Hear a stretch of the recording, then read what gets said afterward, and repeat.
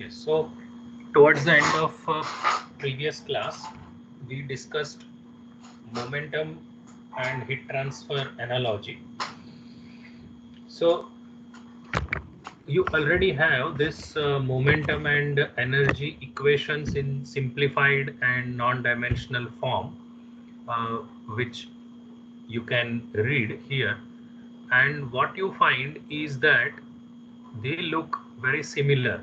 Like while in momentum equation you have a parameter u star, while in energy equation you have the parameter t star, right? So they are non-dimensional numbers. T star is non-dimensional temperature difference. The gradients that you see are important, which are like du by dy and dt by dy in those two equations. And uh, so they look very similar. And if you take Prandtl number equal to 1, then even the right hand side also looks very similar. Okay. So if your Prandtl number is nearly equal to 1, there is one analogy which is given, and that is nothing but CFX by 2 is CFX by 2 into Reynolds number is equal to Nusselt number. Okay, so Nusselt number is related with energy equation, and CFX is related, the local friction coefficient is related with the momentum equation. So if you want to get Nusselt number, which will finally give you heat transfer coefficient, right? As you know, heat transfer coefficient is NuL by, or rather Nu K by L, right? Or LC. LC is the characteristic length. So with the help of Nusselt number, you get the heat transfer coefficient. So if you have some correlation for the CFX, right, the local friction coefficient. Why I'm saying correlation? Because it is not a single value at a particular point. It varies on it, like it depends upon different things. If you talk about local value, then it also varies with x, right, the CFX. But then if you talk about the average value, it doesn't vary with x because you have averaged it out, so over some length x. But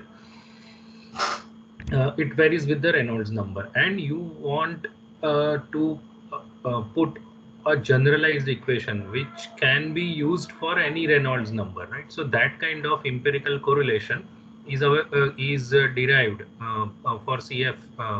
Then can you need not do separate set of experiments to get the values for Nusselt number. You can just multiply it with the Reynolds number by 2 and you get the Nusselt number, and then you can get the heat transfer coefficient. So effort is significantly reduced. That's the purpose of coining the analogy.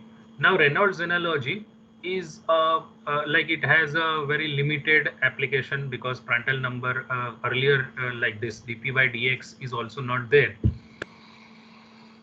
So it means that the boundary layer, the growth should be very gradual, and the pressure drop also should be negligible in x direction. And the Prandtl number should also be equal to 1. To expand its horizon or domain, like particularly to get the analogy which is applicable over a wider range of Prandtl number, another analogy is coined, and that is called modified Reynolds analogy, or Chilton Prandtl. Sorry, it is Chilton Colburn analogy, right? So another number is also coined here, that is another a non-dimensional number, Stratton number. So it's defined as H, that is heat transfer coefficient, upon rho CPV. So this rho CPV is nothing but the energy storage, right?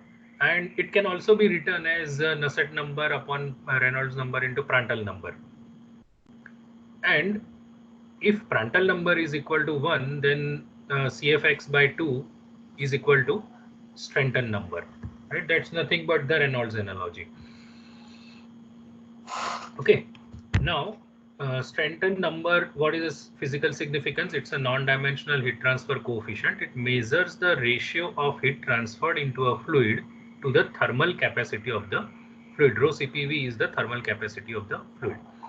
Reynolds analogy, as I already told, is limited to Prandtl number equal to 1 and dP by dx equal to 0.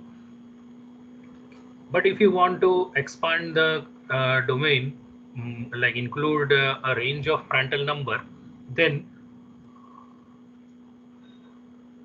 a modified analogy is given, and that is called Chilton-Colburn analogy or modified Reynolds analogy. Now, for laminar flow over a flat plate, this correlation for local friction coefficient has been derived. Right? This is empirical correlation. So CFX you can get by it's equal to 0.664 into local Reynolds number raised to minus 1/2. So as I told, this is empirical correlation, means like a correlation is available. Okay, it has been derived either empirically or in some cases it might be possible to solve the equation by simplifying them.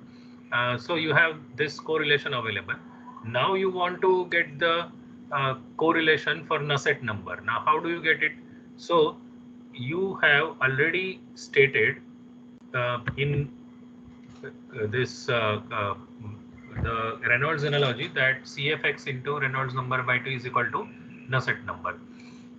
But the Chilton-Colburn analogy states that this left hand side is equal to not just Nusselt number but Nusselt number into Prandtl number raised to minus 1 by 3.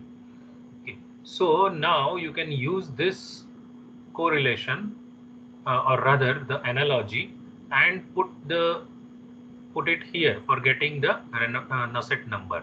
Right. So what you are going to get is Nusselt number is equal to, so you are using this CFX correlation and you are using this relation, and with the help of that you are able to get the Nusselt number equal to 0.332. Reynolds number is to 1/2, so it's not minus 1/2. In case of CFX it is minus 1/2. It means that with increase of Reynolds number, CFX will decrease. Now that doesn't mean frictional resistance will decrease, right? Because you have in the definition of CFX itself, you have U square, right? So that will get multiplied as the velocity increases. Okay. So its Reynolds number is 2. So there is the coefficient decreases with increase of Reynolds number. And in the case of Nusselt number, it becomes positive. It means with increase of Reynolds number, Nusselt number will increase. So this is an important understanding that your heat transfer coefficient will generally increase as you increase the Reynolds number. And Reynolds number, as you know, it depends largely on velocity. So velocity plays an important role in increasing the heat transfer coefficient. But of course, that also increases frictional pressure drop, as it will be seen later on in some of the examples. So Nusselt number correlation is 0.332 Prandtl number is to 1 by 3, Reynolds number is to 1/2. Right. So with this Chilton-Colburn analogy or modified Reynolds analogy, if you had this correlation, the first one, you could get the second correlation without any effort. And this CFX by 2 is would be nothing but equal to Stanton number into Prandtl number raised to 2 by 3, which is also given a name Colburn J factor. And this analogy is applicable over a wider range of Prandtl number, that is 0.6 to 60, right? So this 0.6 is like the gases would be near to that 0.6 and 1. So the gas is applicable to gases. Then it's also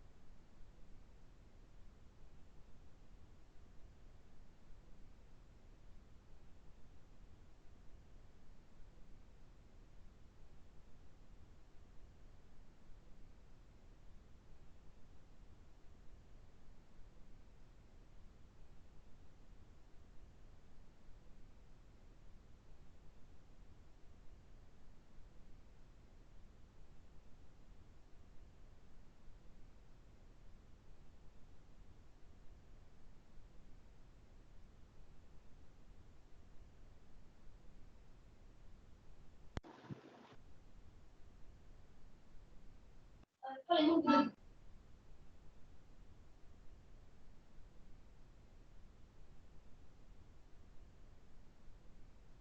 sir. Sir आपका voice mute हो गया है शायद, आवाज नहीं आ रहा।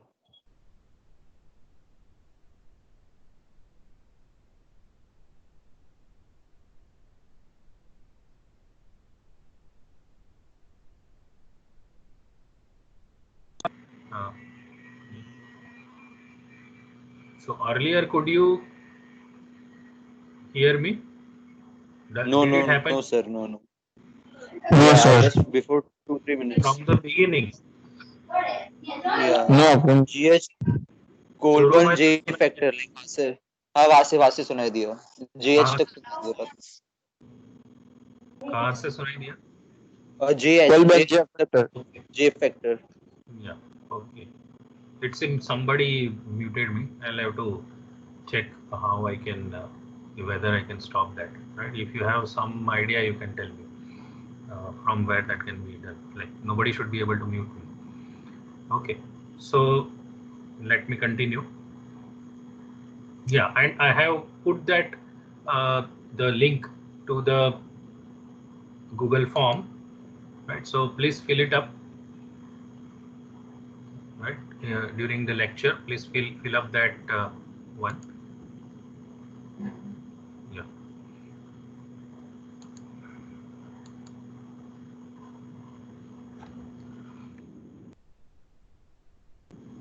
right. So this correlation, for example, CFX is equal to 0.664, Reynolds number is to minus 1/2 is available. Then this is the modified Reynolds modified Reynolds analogy or Chilton-Coleman analogy, and with the help of that, you could get the Nusselt number, which is applicable over a wider range of Prandtl number. So dp by dx is not equal to 0 even for turbulent flow. This is applicable, but it is found that for laminar flow, unless dp by dx is equal to 0, this is not applicable. Right? Okay. So as you will see later, like we find just the correlation for some cases for CFX, which is generally easier because like it's not dependent upon Prandtl number. It's dependent only upon the this, and you have to measure only the pressure drop, and you don't have to measure other parameters. Right. So this is a useful analogy which might be used. Okay. Now you have different. We have been already talking about different non-dimensional numbers like Reynolds number, Prandtl number, just this one Stanton number, Nusselt number. Okay. So there are a few more also. Even this friction coefficient is a non-dimensional number. There are few more numbers like the Grashof number, which we will talk about in case of the this natural convection, and Mach number, you already know that number. So different numbers and their physical significance are given in this table. Some of the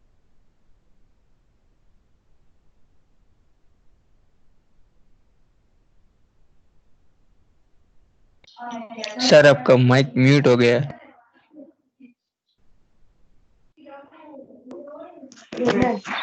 sir आवाज नहीं आ रही। is there something is there something wrong? Can you hear me now? Why somebody Yes sir. mute? Somebody is unmute.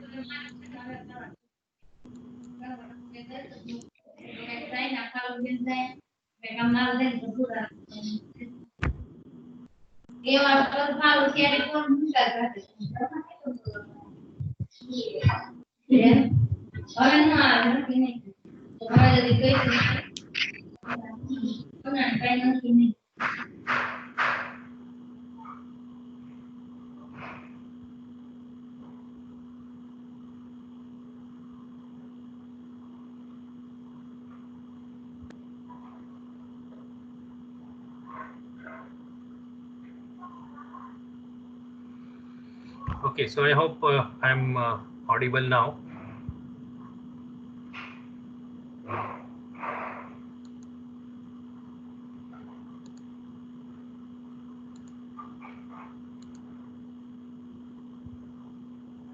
Okay.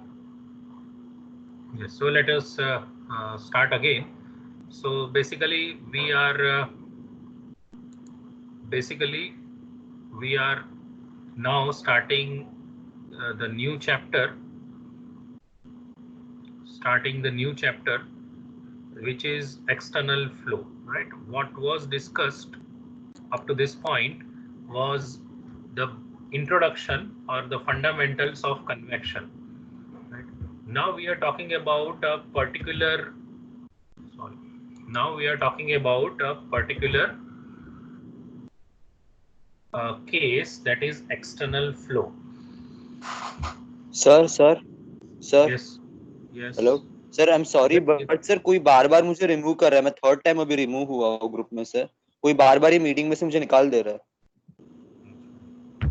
Okay. We'll have to see how I can remove those like authenticity or power for that. Okay. अच्छा. Because actually I am the only organizer. Others should not be able to do it, but I don't know. अच्छा. So if you have, some people have some idea about that, you can tell me in WhatsApp. Right? I will also check on my own. Okay okay.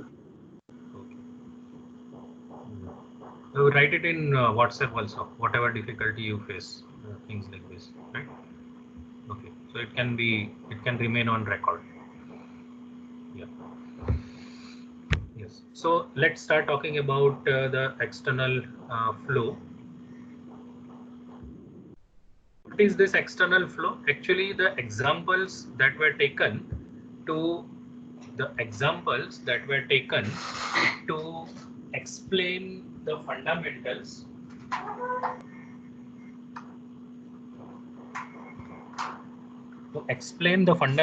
of convection are actually were explained with the help of external flow, like the flow over a flat plate. As you can see in this diagram, the flow over a flat plate, right?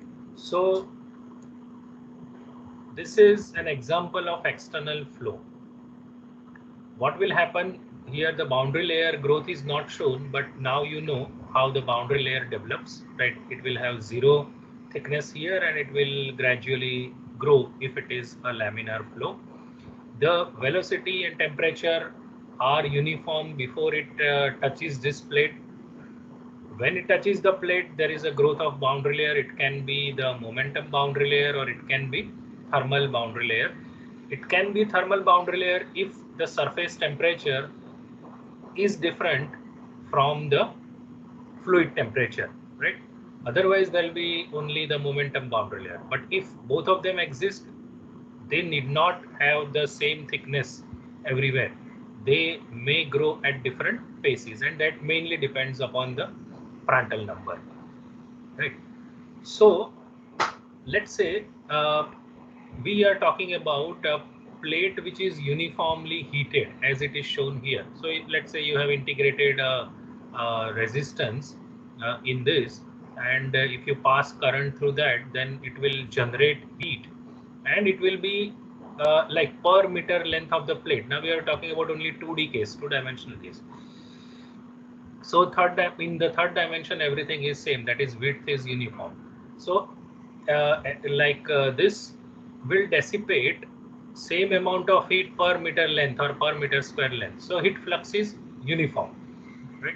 That is one of the cases that you will come across in convection, whether the solid surface is uniformly heated or the heat flux is uniform, or the other case may be that the whole plate is at the same temperature. Now here they have shown TS and ES, but that may be the local value, and it may be different at different points if it is constant heat flux. If it is constant surface temperature, then it will be same temperature everywhere, but then the flux may not be equal, right? So those are the two different cases possible. So this I into E, that is current into voltage, is equal to Q is equal to HL AS TS minus T infinity. Right? That's the Newton's law of Coulomb. This is a case of external flow. What is that external flow? You have the solid boundary only on one side of the fluid, right? And it is not enclosed. So the boundary layer is going to grow continuously, right? There is no restriction on the other side. That is what is an external flow. Now, the functional form of the Nusselt number, the functional form of the boundary was discussed. It was found that Nusselt number is a function of X star, Reynolds number, and Prandtl number. Right now, this is local, and if you are talking about average, so average we are interested like whether I am talking about, let's say, half a meter from the leading edge of the plate, or I am talking about 0.75 meter, or I am talking about 1 meter, or I am talking about average value over a plate, right? So normally we are interested in the average values. So the average Nusselt number will become a function of only Reynolds number and Prandtl number. And the common form which is found like while after doing the experiments is that you can express it like this: some constant into average Reynolds number, not average Reynolds number at length L raised to M, and Prandtl number raised to N. Okay. So how are the experiments performed, or how is the empirical correlation established? What one may do is, like, take a plate like this of a certain length. When I say what one may do means not everybody like you and me will start doing it, but very standard set of experiments are done by researchers, and then if it is done in a perfect way, they will establish that this can be repeated by anybody, right? Now, when it is established that it can be repeated by anybody, others need not repeat it, right? You have full confidence that yes, the way it was done was the right way, and it's applicable to similar type of, or same type of, or similar type of conditions of flow and conditions of geometry and type of flow. So what somebody might do is vary the Reynolds number and measure Nusselt number. Now, measure Nusselt number means what? Measure the heat transfer coefficient and get the Nusselt number from that, right? So, like this Reynolds number, a particular number is, you can see various points here, and then a particular value of Prandtl number is fixed. But so if you fix, let's say, a particular temperature and particular temperature and fluid, then Prandtl number is fixed, right? So let's say you take this air here, and you perform the experiments, and for a particular value of Reynolds number, you get the value of Nusselt number, and you put them on log scale. Then you have changed your Reynolds number. Let's say here it was 1000. Now you have made it let's say 10,000, and you found the value of Nusselt number in that experiment, right? So it was done for multiple values of Reynolds number with same Prandtl number. Then Prandtl number was varied again. Another different set of Reynolds number, the experiments were done, and maybe again another Prandtl number and different Reynolds number and Nusselt number was found. Then you have certain points, and you draw the best fitting line. This kind of exercise may be done in Excel also. So you draw a best fitting line and find the equation for that line, and that equation gives you the relation between Nusselt number and Reynolds number for a particular Prandtl number. But if you do it like this, like you put your Nusselt number upon Prandtl number is to n, then all numbers may points may collapse on one line, right? So that will give you a single line, and you can have a correlation between the Nusselt number and Reynolds number and Prandtl number. And this graph, when you get the equation, you will also get the value of C, M, and N, right? Okay, so this type of thing can be exercise is done to get the empirical correlation, right? So many researchers over many decades have done different types of experiments and published papers and published their results, and explained like they are very authentic and can be repeated by anybody. Like you get the same type of result if you also can perform that type of experiment.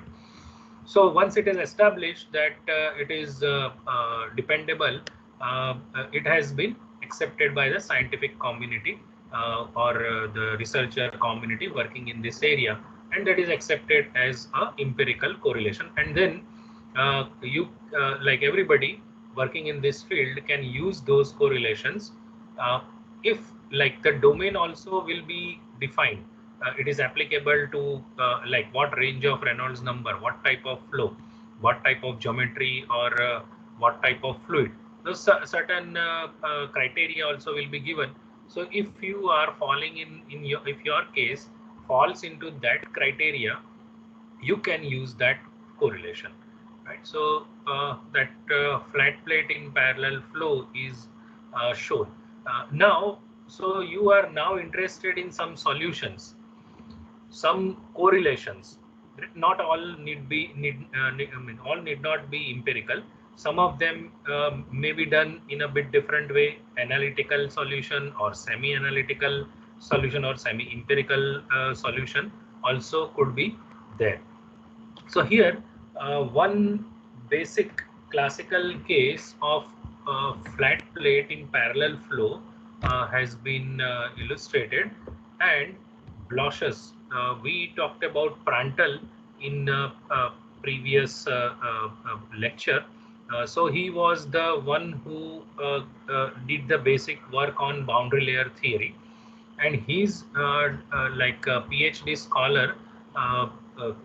Blochus worked on this problem, flat plate in a parallel flow, and uh, found the solution to this.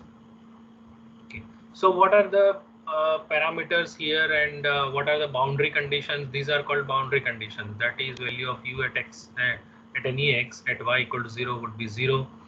V value also would be 0 at the plate, and the temperature would be equal to the surface temperature, right? So the assumptions, certain assumptions that he made are that the flow is steady, incompressible, laminar, fluid properties are constant, and viscous dissipation, because the velocities are not very high, viscous dissipation is also negligible. And these are the governing equations that he was supposed to solve, and these were solved in a particular way by the German engineer Blochus, a student of Prandtl. We will not go into details of how how he solved the equation, but the final results that he showed will be accepted by us. Okay, so it's a called similarity solution given by him, and with the help of that, he could get various things like the wall. First thing to start with, the thickness of the boundary layer, right? I have been talking about the boundary layer and boundary layer thickness. So how much will be the boundary layer thickness? This, when he doesn't write anything here, it is momentum boundary layer or velocity boundary layer. So it can be found, this thickness can be found as 5x upon root of Reynolds number. When you write x, it is local Reynolds number. Okay, so at a given value of Reynolds number, you can, if you're talking about a particular value of x, then get the value of local Reynolds number there, and you can get the thickness of the boundary layer. You can get the thickness of the boundary layer, right? Okay. Now, so what you find is that if x and v increase, then this delta increases, and delta is low with u infinity higher, right? Because it depends upon the Reynolds number. Okay. So one thing you are interested in is the thickness of the boundary layer. Now you might be wondering this boundary layer thickness, how much it could be. How much it could be, right? So it can be it is said that it is much smaller as compared to the length of the plate. But now you have a formula available with the help of which you will be able to get the actual thickness of the boundary layer. Now, another thing of interest is how much is the wall shear stress, right? Even that can be found with this with this correlation, and the local friction factor, right? So this tau w upon it is defined as wall shear stress upon rho u infinity square by 2. So that's equal to 0.664 Reynolds number raised to minus 1/2. So this comes, means these are the like solutions given by Bloch's, and with the help of this, we are able to find different parameters. Now, it is applicable to which case? It is applicable to flat plate in a parallel flow and laminar flow, right? All these conditions must be satisfied, these assumptions. Only then this relation is applicable. Okay. And now you are interested also in the thermal boundary layer, the value of Nusselt number or the correlation for Nusselt number, etc. So they also can be found, like your Nusselt number local value is 0.332, Reynolds number is to 1/2, Prandtl number is to 1/3. This can actually also be found by using the correlation for CFX and using the Chilton-Colburn analogy. Now, thickness of this thermal boundary layer is thickness of the momentum boundary layer divided by Prandtl number is to 1/3. So if your Prandtl number is near to 1, then you can then it's almost equal to the thickness of the momentum, right? Okay.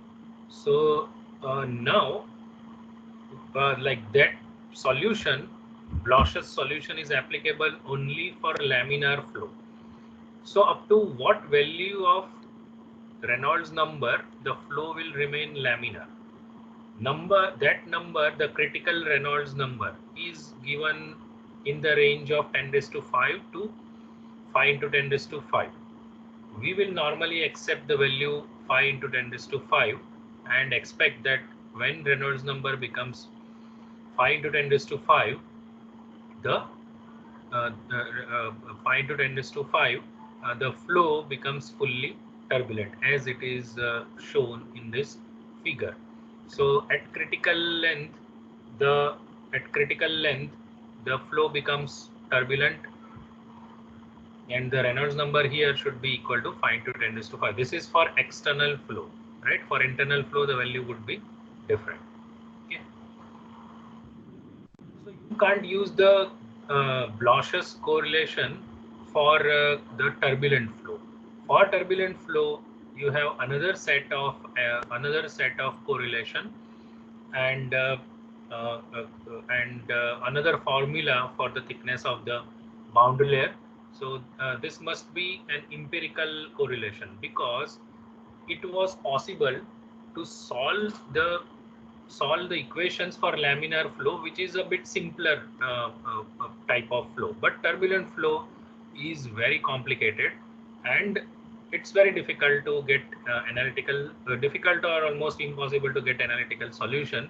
Right, the numerical method may be used, and computational fluid dynamics may be used, to solve the turbulent flow, but otherwise it will not be possible to get such solution. So experiments is one of the good ways of getting the solutions for turbulent flow. So for turbulent flow over a flat plate, you already have the correlation available, so you can use this. The thickness of the boundary layer will be 5x upon Reynolds number raised to 1/2. Earlier it was Reynolds number raised to, if you look at the laminar flow, the thickness of the boundary layer is 5x upon Reynolds number raised to 1/2, right? So this is for laminar, but for turbulent it is 0.382x upon Reynolds number raised to 1/5. So as you can see, this is Reynolds number raised to 1/5. So Reynolds number has inbuilt x in that. So that will make this x raised to 4/5, right? If you remove that x from Reynolds number. While here, that inbuilt x here, it will make it x raised to 1/2 if you remove that x here. It means that the turbulent boundary layer is going to grow very rapidly. It will grow fast as it is shown here. Up to here it is comparatively growing gradually, but then it grows fast. That is because now the exponent to x has become 4/5, right? And CFX value also is different. The constant is different. The Reynolds number exponent is different, right? So you may find this C has become smaller, but then the Reynolds number value will be higher. So because of that, this is going to become big, though this constant is seems to be smaller, right? And these are local values. So if you want to get average values, you have to integrate it over some length, like the whole length of the plate. You have to integrate it and then divide it by L. It gives you average value. So sometimes when you write the average value, you put a bar over here, right? Or you write CFL here, right?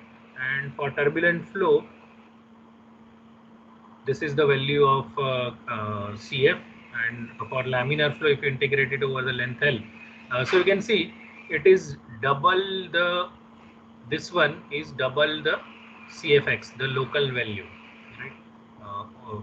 Okay, and like this constant is now doubled, and you have to get the Reynolds number at L, right? And you can do similar exercise for turbulent flow, also integrate it over the length from 0 to L, and you are going to get this constant, right? So this laminar means your Reynolds number is less than 5 to 10 raised to 5, and turbulent means your Reynolds number is more than 5 to 10 raised to 5, and this is applicable up to Reynolds number 10 raised to 7. Okay. So now you have empirical correlation even for the turbulent flow. Now the results were shown, one for laminar flow, another for turbulent flow, but many times, or you can say even most of the times, initially the flow will be laminar, and then there will be transition from laminar to turbulent flow. Let's say your length of the plate L is length of the plate is L, or let's say 5 meters, and transition occurs at 3 meters, or let's say 2 meters. So in that case, when you are dealing with this plate of 5 meters length, 2 meters is laminar and 3 meters is turbulent. How to find solution to that? So actually that type of case is called mixed boundary layer condition. Means initial part is laminar, later part is turbulent. So it's a mixed condition which is seen. So what you do is, like for 2 meters you solve it as laminar, and for remaining 3 meters you solve it as a turbulent flow, or you combine the equation, and you know that the laminar flow exists up to Reynolds number 5 into 10 raised to 5. So that will actually give you one constant, and turbulent flow, for turbulent flow you write the equation. So that is what is done here. Let's say you want to get it for a mixed condition, right? So for that mixed condition, this part from 0 to x critical, let's say 0 meters to 2 meters, it is laminar. So you use this correlation for CFX for laminar. And for turbulent flow, there is another correlation which you use from x critical to L, the length of the plate, let's say from 2 meters to 5 meters. If you do this exercise, put the correlations here, you will be able to get CF is equal to 0.074, Reynolds number is to Reynolds number is to 1 by 5 minus 1742 Reynolds number upon L.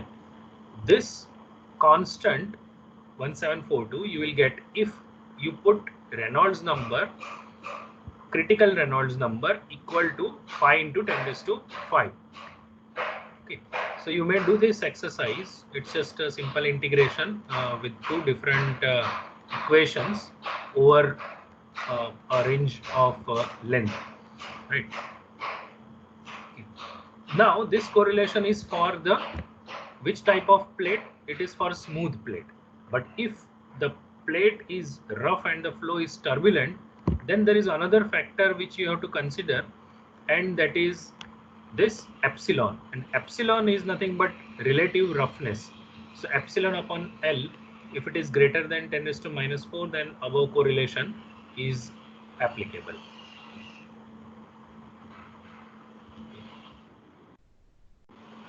Right.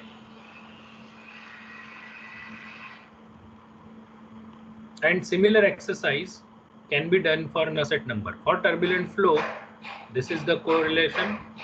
For laminar, this is the correlation. For turbulent flow, this is the correlation, right? And so this is up to 5 into 10 raised to 5, the value of Reynolds number, and here it is like exceeding 5 into 10 raised to 5, and up to 10 raised to 7, you can use this correlation, which is dependent upon the Reynolds number and Prandtl number. Okay. And the average values, as you will be able to find, for laminar flow it is just double, and here it is 0.037, means it is 5 by 4 times of this, right? Okay, a constant value. Okay. So similarly for mixed flow, you can integrate it over the laminar length and the turbulent length and divide it by 1 by L, and you will get this equation. Nusselt number is 0.037, Reynolds number is 0.8 minus 871. You will get this 871 only if you take critical value of Reynolds number equal to 5 into 10 raised to 5, right? So for this kind of mixed condition where the flow is initially laminar and becomes turbulent later on, you can use this correlation, and you can derive this correlation, right? It will involve a few steps, and I think the solution is also available in appendix in Incropera, but you can try it on your own first, and then get this this correlation. So what you find is that the Hx in laminar flow, it goes on decreasing, but when there is a transition to turbulence, it suddenly increases, but then again gradually decreases. That's about the local value, but we are interested in the average value, which will be available with this type of correlation. Now let's say, is it possible that the flow becomes turbulent from the beginning? There is no laminar portion. Yes, that is possible. You are showing this edge as sharp edge, which allows the development of laminar flow. But if you create some kind of disturbance in the beginning, like the blunt edge, or you put some obstacle here, then in that case the flow may start turbulent from the beginning, and in that case this 871 will not be there, right? So the simple its correlation for the turbulent flow 0.037 Reynolds number is to 0.8 into Prandtl number is to 1/3. That's the direct equation that you will use if initial portion is not laminar, right? If it is clearly understood or stated, then you will remove this -871. Actually, that constant comes from the laminar part, that is this part. As you when you derive it, you will realize this. Yes. So I hope people have filled the Google form sheet that I have put in the chat box, right? So that can be used for your attendance, right? Okay. So we are almost towards the end of this lecture, and the next part is like other configurations. If you have this liquid metal, then other set of correlation is to be used, but I don't think we'll be solving the example on liquid metals. Most of the times they are with air or water, and one or two examples using oil would be there, right? So this brings us to the end of today's lecture.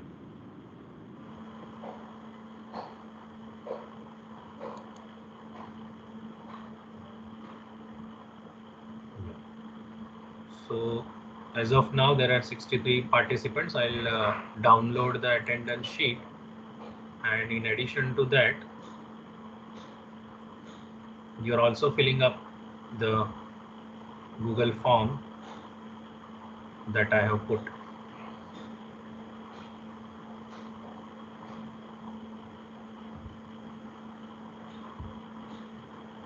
And the property tables, I have put it in WhatsApp, as well as I have uploaded them. I have uploaded them on the Teams in the classroom material also. So you can access them from there. If possible, get the physical printout so that they can be there in front of you while we solve the example. And next time onwards, keep your notebook and pen and calculator also with you, so that you are able to solve the examples like during the class also. Though the steps and solution might be available, may or may not be available immediately, but you should be able to do that, right? Okay, let me check whether people have filled up that Google form or not. Yes, see, I see 77 responses. Okay, so good.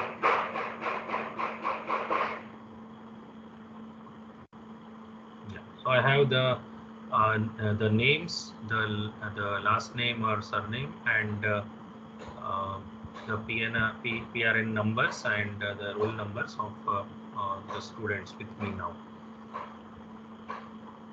Okay, so I hope things went comparatively well, and if there were some genuine difficulties, you can convey me in the WhatsApp group also. Okay. So we end today's meeting here, and we'll meet as per the timetable again, that is 12 noon on the next Monday. Okay. Yeah. So good day.